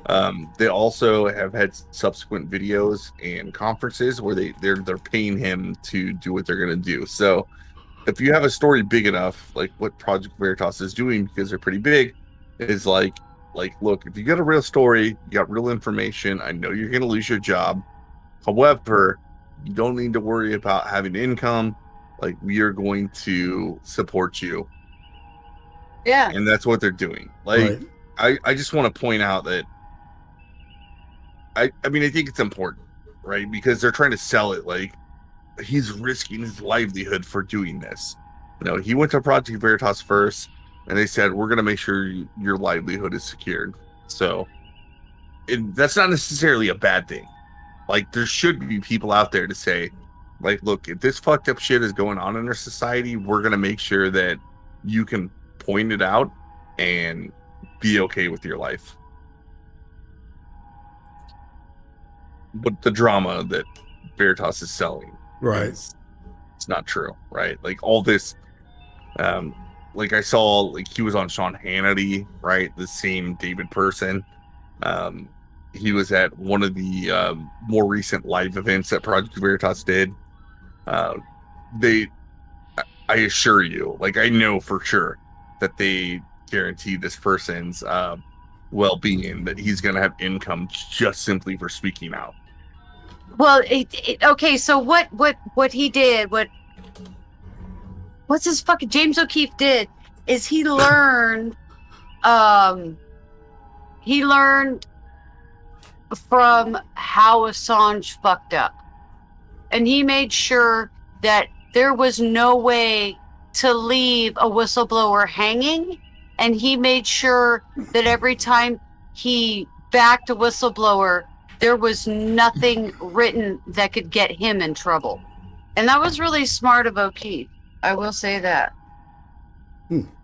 Okay. Yeah, but he tries to play it off that like this person came out and like really risked it all. But what's really going on with the Veritas, and it's not a bad strategy. Like I think it's actually an excellent strategy. It's for them to say, like, if you really got the goods and you can prove it to me, we're gonna take care of you. Yeah, and you need that for actual whistleblowers. Like, you need to have somebody like this, especially in the current climate we have. Yeah, I do want to say, James O'Keefe, that hair color, I guarantee you, 100% fabricated. He looks like a fucking baby, and he always has. And I am almost certain the reason he has this powdered hair color going on is because he's trying to make himself look older than he actually is. I thought it's because he acquired a pair of daughters. Oh, really? I don't know.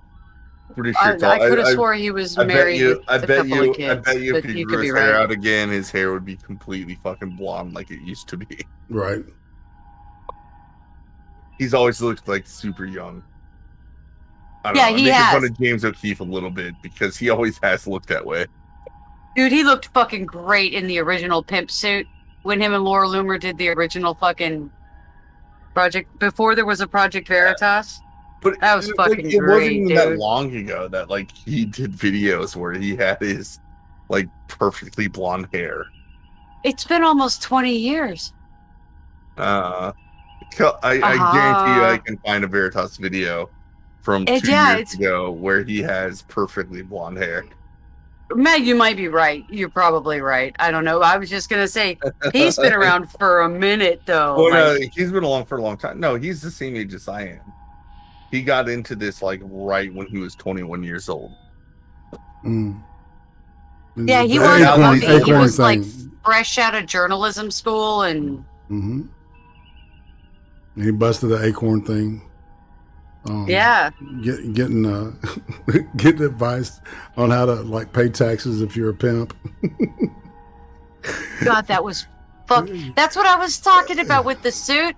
He went in a goddamn fucking costume, right? Like, with the big rigged. fucking Superfly hat, man, and the fur line jacket, man. You know, the only waistcoat, thing he was missing was the duster. fake goldfish in the shoes, Yeah, man. Huggy Bear. Yeah, man. I kind of disagree. Like James Lindsay looks exactly his age.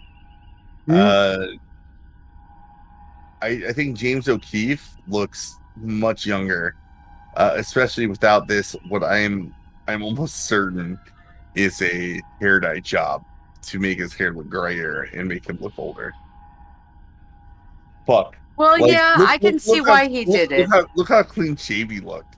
Like me personally, like I would have had to shave 10 minutes before I did the interview to look that clean shaved.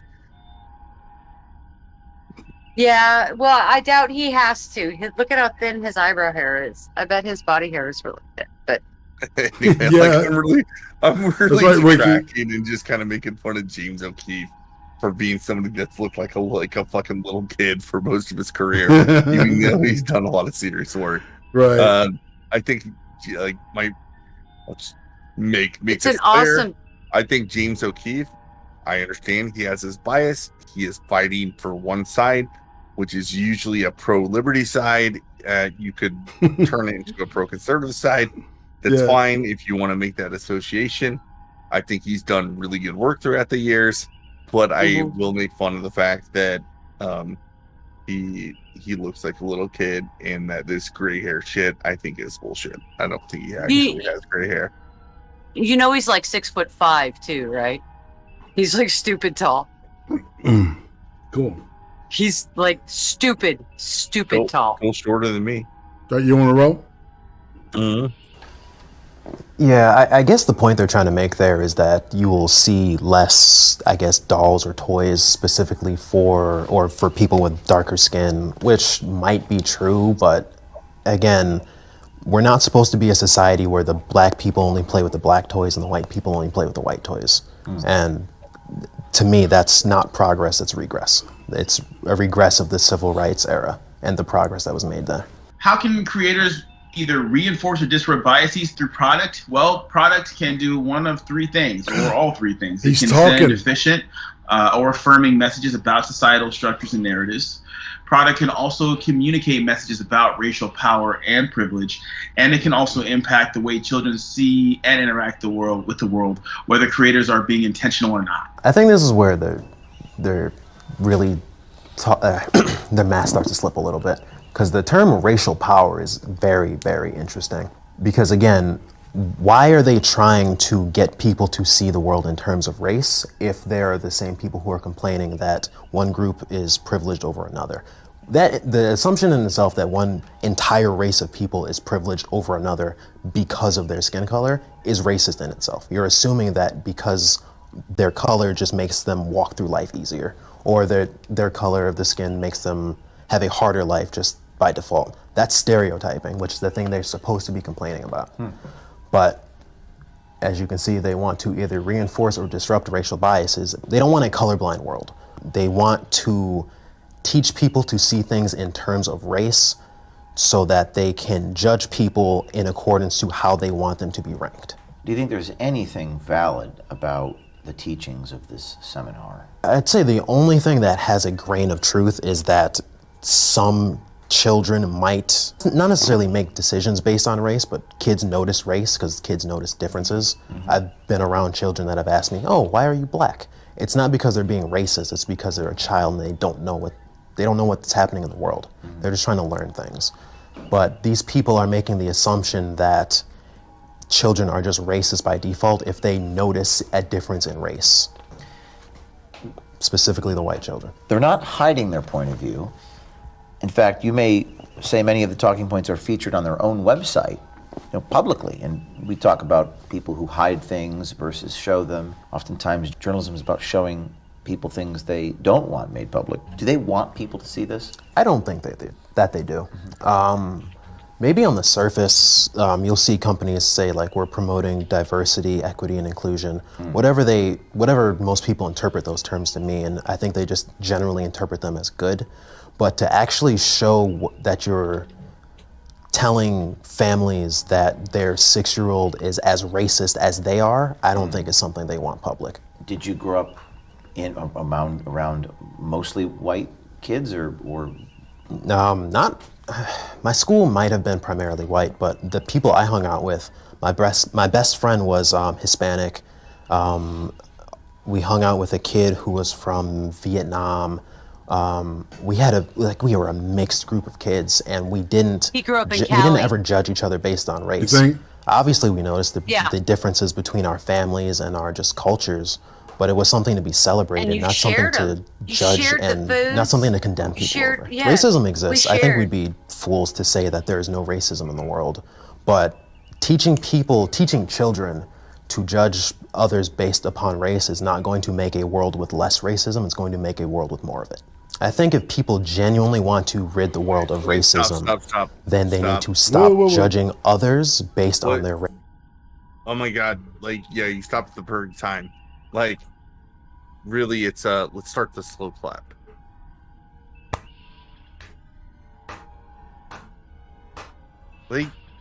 He nailed it. Exactly, what the problem with critical race theory is, even if you're fucking black. This guy knows. This is not the way forward. This is not the way to get people. Even if racism still exists in America, critical race theory has no ability to solve that problem. No, Morgan Freeman was absolutely right. If there's racists in the world, stop talking about it. Stop talking about it, right? stop fucking focusing on it, and it'll stop being a fucking problem. That's how it always works. Like you just said, like, stop looking at me as a black man and start looking at me as just a man. Yeah. That was part of the same, the same interview. Later, Boo. Yes, get back to work, Boo. Work harder, damn it. Work harder! Anyway, David, I you know I clapped loves you. Yes. Well, okay, so he grew up in a very... He did, and he grew up in a situation very similar to mine. That's why I think he grew up in California, because he's talking about the Vietnamese, and the way he talks and everything really makes me think, like, he might have been in the LA basin, but he was probably up in Northern California, up towards San Jose, honestly. So in Cali in the 90s, for a long time, most kids didn't hang out in a racially specific group. Like, we all went out of our way to make sure we had people that were different from us around each other. And we really did share our foods and our celebrations and stuff. And what he said about that was absolutely 100% true. If you were from a different place, we would welcome you, and we would want to know about your place, and you would learn about our place. And it was this is bizarre. I don't like what they're doing with CRT. He's absolutely right. How he grew up is how I grew up. Like, exactly. Like, I grew up like people are different. Like, people would come into my school from different places and would be taught to appreciate that, and we'd all be curious about it. We would ask questions, and we'd all become friends. Yeah. And it was not like a big deal. It wasn't an issue. We used to focus on our commonalities instead of our differences. That's why, like we've said a billion times, this is so regressive. Because, like, we're all children of the 90s. Like, I really feel in the 90s we had, like, a really good outlook on, like, what to do about race and how to get people to come together. And this is a repetitive thing, man. You know, it's there's a marked difference. That's probably why, like people like me are like. I even decided to make an entire show about this new nonsense that's going on to try to divide people based on race again, is because it's so contradictory to what the how fuck I do you grew do? up. Well, yeah, but what the fuck do you do with the 15% of America that's more than one race now? Well, like, my personal opinion is nothing. Like, you just don't care. It's not important. But they're making it important. Hey, Dax. People are trying to make it important again. That's the issue. Why are they trying to make this important again? It should not be important. Like, no, if it we're shouldn't. really trying to be a liberal society that progresses on issues like this, we should not be reintroducing the importance of race like critical race theory is. That is maybe the best argument for why we should discard it completely, because that's what critical race theory does. It reintroduces the importance of race, while we've spent 200 fucking years trying to de-emphasize the importance of race.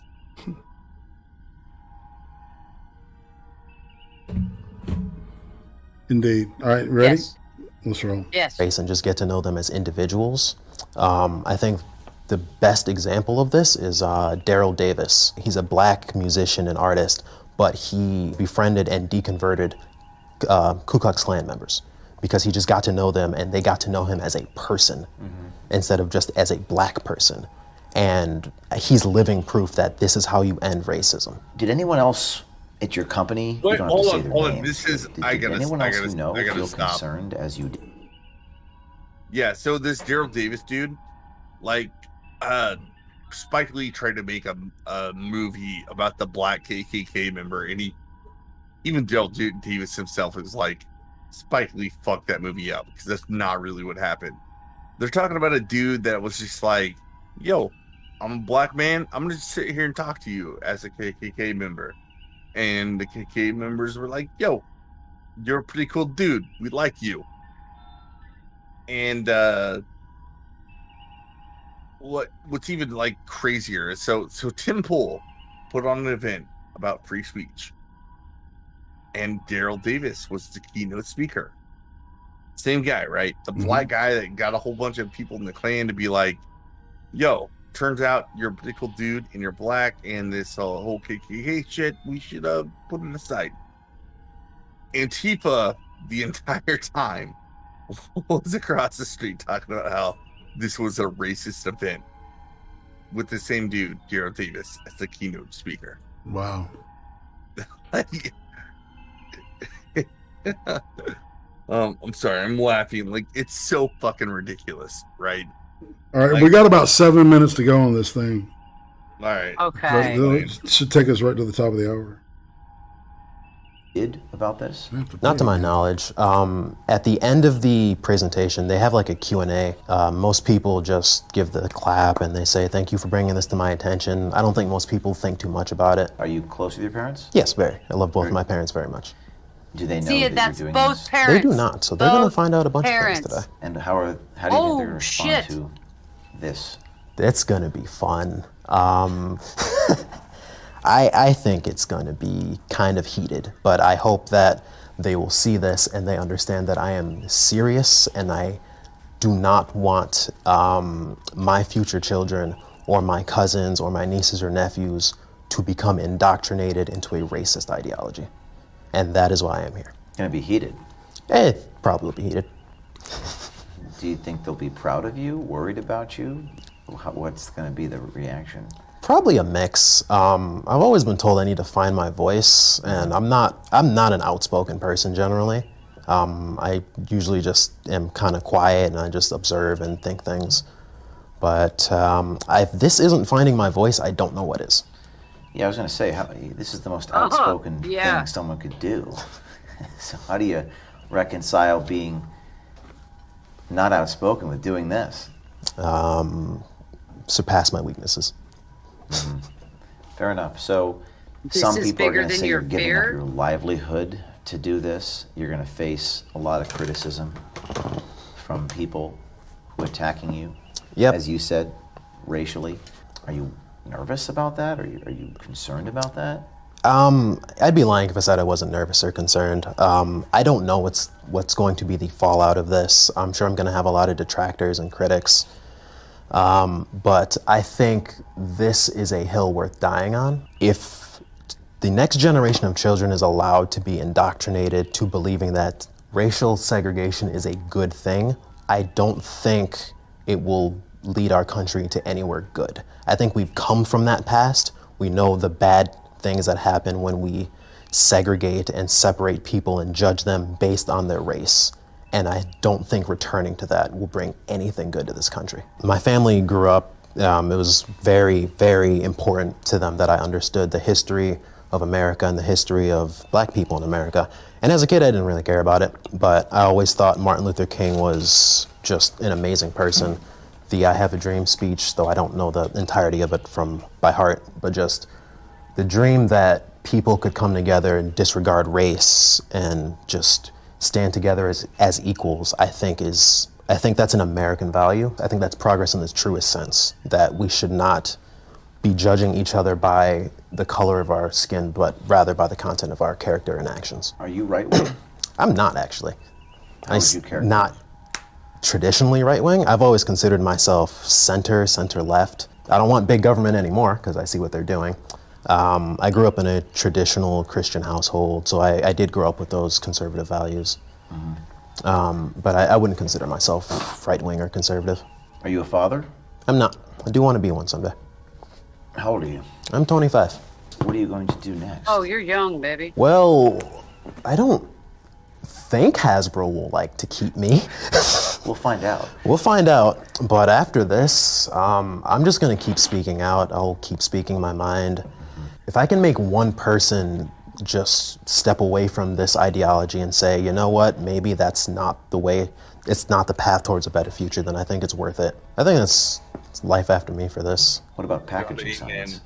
I mean, I would like to continue it. I like my field. I I think it's an important field, and it has impact on the world. It might be hard after this, because I don't know how companies like to hire whistleblowers, but we'll see. There might be an employer who might hire you, who's supportive of your mission.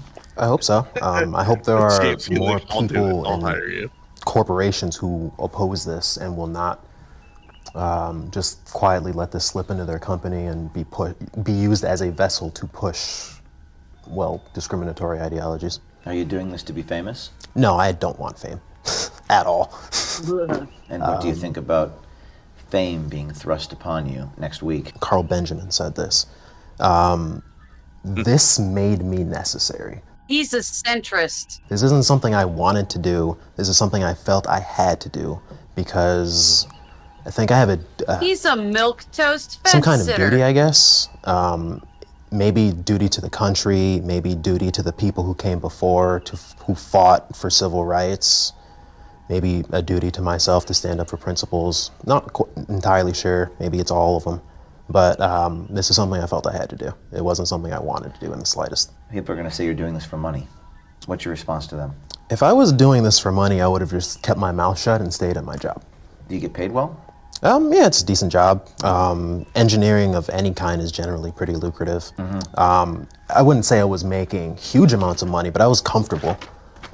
Definitely comfortable enough that I could have just kept quiet and just kept getting paid, and then I'd have to live with the fact that I'm letting this be pushed through. Actually, no, I'd have to live with I'm helping a company push this through. And I don't think I could live with that. Are you afraid? A little bit. Just because this is so unknown. I've never done anything like this before. I feel like I'm stepping directly into the fray, you could say, because there are people who are speaking out against critical race theory, like I've said, all across the country and the West, and they're facing some pushback because this is, it's a mainstream ideology now, and it's in a lot of our institutions, and in some places, it's taboo to speak up against this. I don't know what's going to happen. I've always been the kind of person that I've thought about where I wanted my life to go and kind of tried to conduct myself accordingly, but I didn't think I'd be sitting down whistleblowing for Hasbro ever. You're an engineer, so there's a process, but there's no process here. There's no process. This is uncharted territory. The impact we can have as a company, if we think we can influence the social good, that's the role we think we ought to play as part of our company. 3, 4, 5 years old are inherently racist. Is that something Hasbro supports? The thought that children that young could make such a decision about race? I don't think that's where we would, that's not what sort of a stance we would take.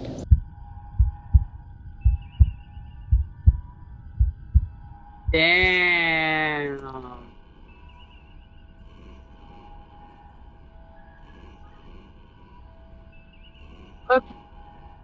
Okay, so this kid, well, 25, he is really a kid. This kid, he grew up in a multicultural middle-class neighborhood in somewhere in California, most likely, listening to his diction.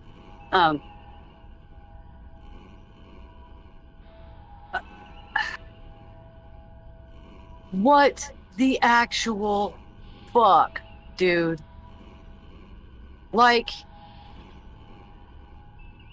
how is it some poor Zoomer that doesn't know his ass from a hole in the ground yet is able to see through all this bullshit, and yet you have CEOs in their 50s or 60s talking about, oh no, we're just more interested in the social good and consciousness and shit. No, like, fuck this. This is why people like David need to win. He needs to win on this. The company needs to come back and say, yeah, wow, this consultant was just completely fucking bonkers out of what we would say would be our consumer base, which is everybody. We want to sell shit to everybody, right? And they're trying to limit to a specific group of people that adhere to a very specific ideology. And it's not right. Like, more people need to be that way. More people need to be like David. Be like David. If you work at a big company and this shit comes to your company, be like David. It's like I said, like, just you know, I sent my little fucking customer service email. That's all I can do. But like 30 of you do it, and then like that spreads across another channel to like another 100 people, and all of a sudden they have like tens of thousands of emails that are just like, why the fuck were you doing this, and why did you suspend this guy for pointing out that you hired a consultant that was literally peddling racist bullshit to all your employees. That's the only way you're gonna. That's the only way you're gonna change it.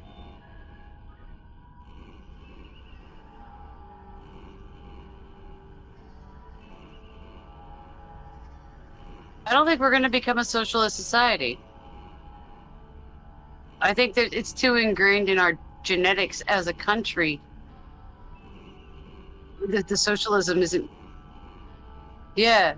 To be off your back porch. No. Well, seriously, dude, it's like Yes. the whole concept of America is the American dream, and that's a subjective thing. So all these people trying to make it objective is going to blow up in their face, dude. Like, Well- I don't know how this is going to work. I don't either. Ma. So, Oh. wow, it's right at the top of the hour. Shit. Yeah. That went by fast, We man. made it exactly. Well, actually, I was like, if this could be an hour and a half long show, I'd be 2 hours totally and 10 happy with minutes. that I mean, today. 5 minutes, bro. But 2 hours, I'm good with that. That's right. That's right. Me too. And I want to thank everybody for coming out. My channel tomorrow, I'm going to be talking with Aunt Kathy, who she's the diamond in the turbo. That is the Adrastia mess, and it's her aunt. She's a very vibrant personality and very Southern belle, and so it should be great. And it's 5 Eastern, 4 Central, and 2 Pacific. And then Monday, I think Beck and I are going to look at some deep state stuff. There's an interview with this guy by Bill Moyers, maybe. I don't know. I don't know, man. Maybe not. I don't know. It is what it is. Tema, you got anything? Yeah. No. Just watch everybody that's awesome in the chat that does their streams, like Here. Becca, who does her awesome streams, and Trippy, who does his awesome streams, and everybody else I can't remember right now. Excel and Faceless Act. I can't remember. Watch everybody; they're awesome. And if you miss Boo's show after he gets out of Gulag, you're depriving yourself. So. Indeed. Oh, dude, Mr. Scott. What I'll do is I'll do it next week. That was funny as shit. I'll probably put it on the Cream stream because it'll be perfect for that. All right, you got it, bro. You got it. And on that note, fam, let's get out of here. Are you ready? Say goodbye. Later, all. Bye.